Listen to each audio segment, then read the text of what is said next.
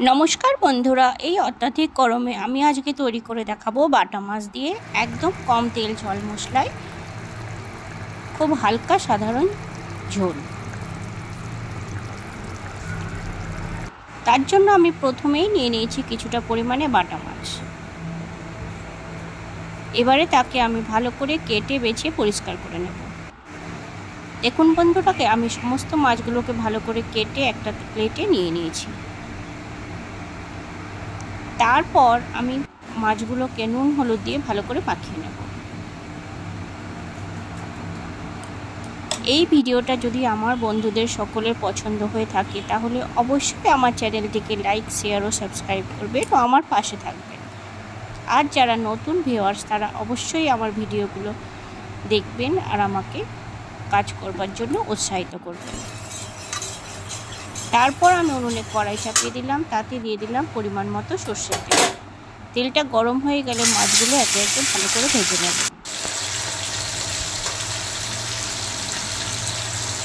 এই গরমের সময় এইভাবে হালকা রান্নাবান্নাই আমাদের করা উচিত, তাহলে আমাদের শরীরের পক্ষেও ভালো।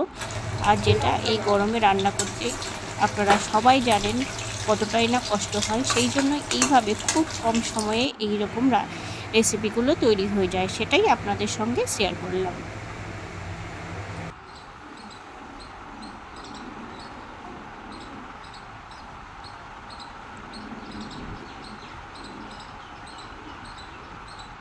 সমস্ত মাছগুলো ভেজে নেওয়ার পর কড়াইতে মনে হয় সামান্য আরেকটুখানি তেল দিয়ে তারপর আমি নিয়ে নেব কিছুটা পরিমাণে বড়ি।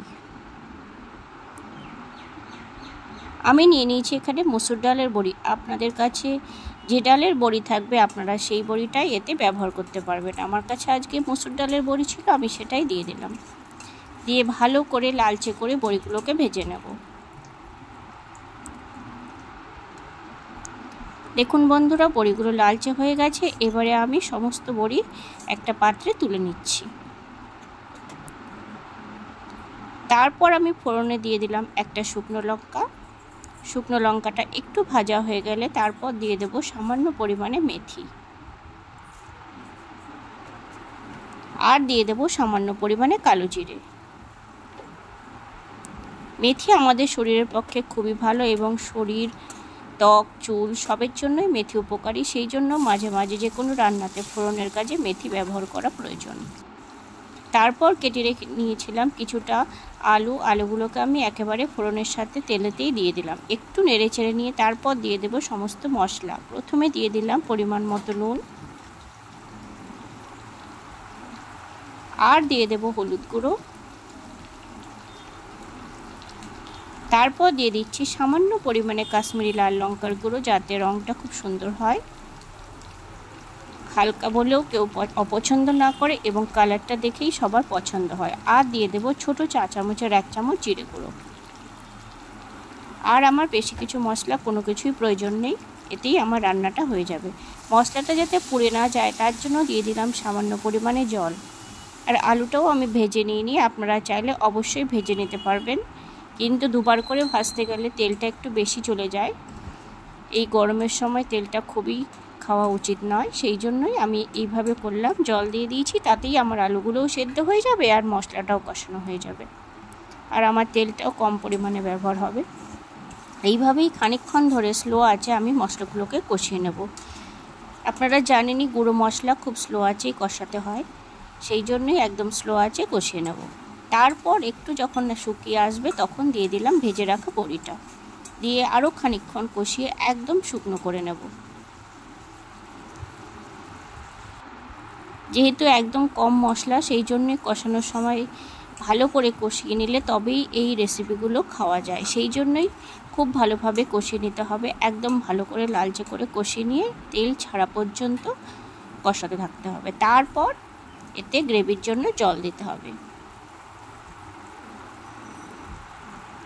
দেখুন এখন একেবারেই শুকনো হয়ে গেছে, সাইড থেকে তেল বেরিয়ে এসছে। এখন আমি এতে 1.5 কাপ মতো জল দিয়ে দিলাম। আপনারা আপনাদের মাছ অনুযায়ী গ্রেভির জন্য জলটা দিয়ে দেবেন। তারপর একটু নেড়েচেড়ে মিশিয়ে নিয়ে সামান্য ফুটে উঠলে আমি সমস্ত ভেজে রাখা মাছগুলো দিয়ে দেব। আপনারা এইভাবে একবার বাড়িতে অবশ্যই তৈরি করে দেখবেন, শুধু ঝোল দিয়েই আপনাদের এক থালা ভাত খাওয়া হয়ে যাবে, এতটাই ভালো হবে। আর মেথি যে ফোড়নে আছে তার জন্য একটা সুন্দর গন্ধ হবে, তা সেটা আপনারা রান্না করলেই বুঝতে পারবেন।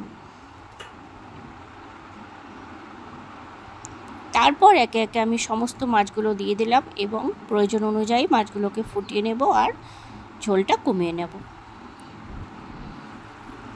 এইভাবে লো মিডিয়াম আঁচে আমি খানিকক্ষণ মাছগুলোকে ফুটিয়ে নিচ্ছি। দেখুন আস্তে আস্তে সমস্ত ঝোলের কালারটাও চেঞ্জ হয়ে যাচ্ছে।